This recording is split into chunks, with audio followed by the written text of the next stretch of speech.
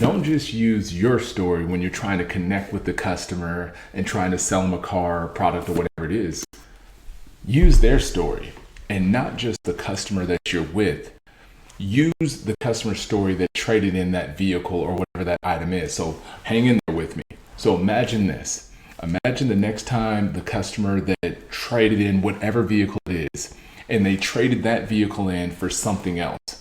You're better off getting the story from the person that traded that vehicle in.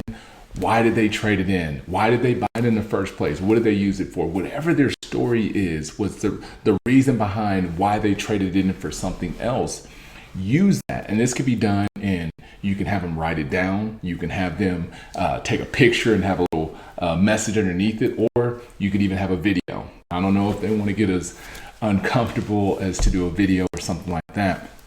But just be thinking about that. Be creative in how you merchandise your used inventory, because the used inventory has been wild, right? So for the last 90 days, it's just been crazy. So trying to sell on price definitely is not going to get you there. But using value, using stories, again, not using the stories that we typically do, like our typical sales training is like, tell stories to get them to win. There's nothing wrong with that.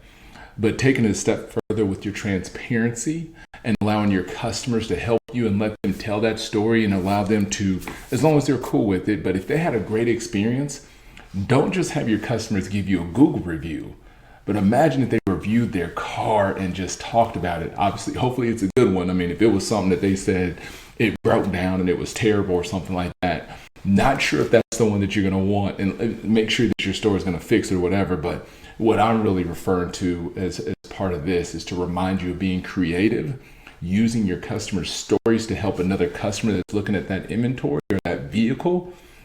And that should create a great experience. I know that I would appreciate that. It's no different.